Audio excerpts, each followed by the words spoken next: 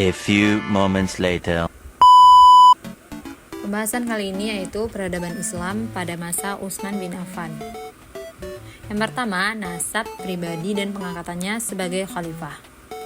Nama lengkap Utsman bin Affan adalah Utsman bin Affan bin Abi al-Ash bin Umayyah bin Abdus Syams bin Abdi Manaf bin Qusay bin Kilab bin Murrah bin Ka'ab bin Lu'ay bin Ghalib al-Quraisy al-Umawi al-Makki al-Madani Abu Amr. Beliau dilahirkan di Taif pada tahun 567 Masehi.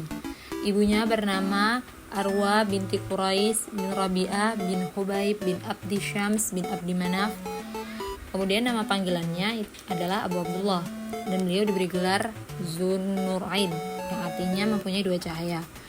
Gelar itu diberikan kepada beliau karena beliau menikahi dua putri Rasulullah, yaitu Ruqayyah dan Ummu Kulsum.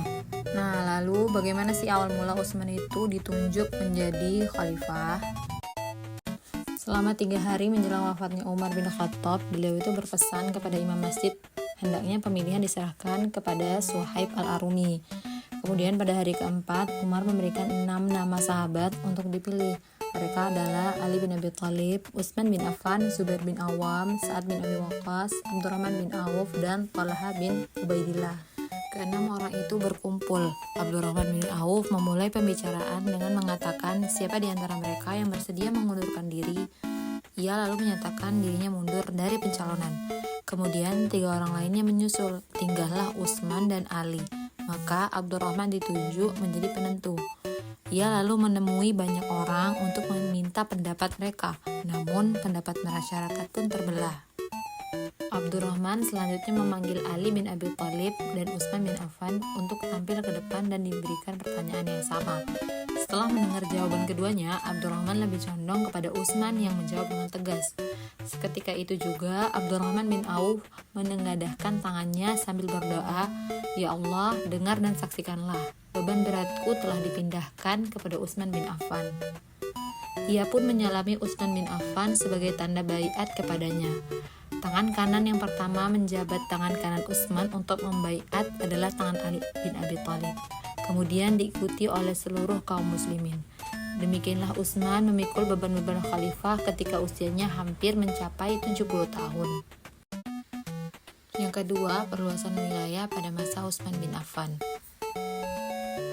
Setelah terbunuhnya Umar bin Khattab, orang Persia dan Romawi menganggap kesempatan untuk menaklukkan Islam semakin mudah.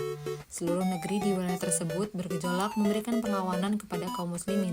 Khalifah Utsman yang memahami pergerakan tersebut berupaya meredakan gerakan perlawanan dengan melakukan ekspansi wilayah Islam dan mengembalikan mereka kepada ketaatan. Pada masa kekhalifahan Utsman bin Affan, pemerintahan Islam termasuk stabil dan kondusif dengan tidak adanya fitnah yang berarti. Berikut ini adalah wilayah yang berhasil dibebaskan pada masa Khalifah Utsman bin Affan. Yang pertama, pembebasan wilayah Persia pada tahun 31 Hijriah. Yang kedua, pembebasan Azerbaijan dan Armenia pada tahun 24 Hijriah. Yang ketiga, pembebasan Siprus pada tahun 28 Hijriah. Yang keempat, pembebasan Mesir pada tahun 25 Hijriah. Yang kelima, Perang Zatus Sawari pada tahun 31 Hijriah. Yang keenam, pembebasan Afrika pada tahun 25 Hijriah. Dan yang ketujuh, pembebasan Naubah pada tahun 31 Hijriah. Yang ketiga, kodifikasi Al-Quran. Setelah wilayah kekuasaan Islam semakin luas dan para qurra tersebar di berbagai wilayah, kaum muslimin di setiap wilayah mempelajari qiraat atau bacaan kepada qari yang telah dikirimkan. Qiraat yang dibacakan mereka berbeda satu sama lain. Hal ini dikhawatirkan membuat keraguan di benak generasi baru yang tidak berjumpa dengan Rasulullah dan menimbulkan pertentangan bahkan perpecahan antar umat muslim. Faktor lain yang menerang pengkodifikasian Al-Quran pada kala itu adalah banyaknya para qurra yang terbunuh di medan perang, hingga ditakutkan hal ini akan terus terjadi dan berdampak pada punahnya para sahabat hufaz dan berujung pada punahnya Al-Quran itu sendiri. Dengan banyak pertimbangan, Utsman dan para sahabat bersepakat untuk menyalin lembaran-lembaran yang ada di tangan Abu Bakar dan menyatukan umat Islam pada satu bacaan baku.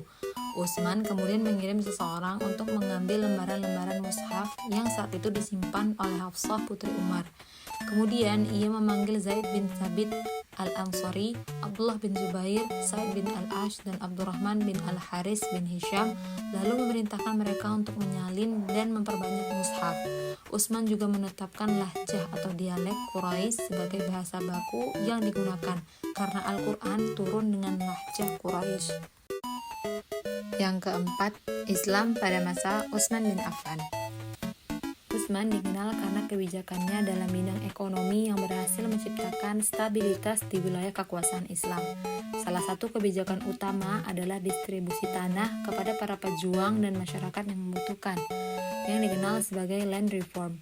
Kebijakan ini meningkatkan kesejahteraan masyarakat dan memperkuat dukungan terhadap pemerintahannya. Masa kepemimpinan Utsman tidak lepas dari kritik terkait pengangkatan pejabat yang dianggap bias dan kontroversi, yang pada akhirnya berkontribusi terhadap ketidakstabilan dan penentangan terhadap pemerintahannya. Hal ini berujung pada peristiwa pembunuhan Utsman pada tahun 656 Masehi yang menandai awal dari periode konflik dalam Islam. Selama masa kekhalifahannya, Utsman bin Affan melaksanakan program-program kerja yang mulia sebagai bentuk sumbangsihnya kepada Islam dan kaum muslimin. Yang pertama, membangun Masjidil Haram pada tahun 26 Hijriah dan memperluas Masjid Nabawi pada tahun 29 Hijriah. Yang kedua, melipat gandakan pemberian ghanimah dan jizyah kepada kaum muslimin. Yang ketiga, mengeluarkan kebijakan berupa penerbitan makanan khusus pada bulan Ramadan sebagai bentuk penghormatan kepada bulan suci umat Islam. Yang keempat, orang pertama yang membangun Darul Qadha atau kantor pengadilan sebagai tempat untuk mengadili tindak kejahatan. Sekian pembahasan dari saya dan terima kasih.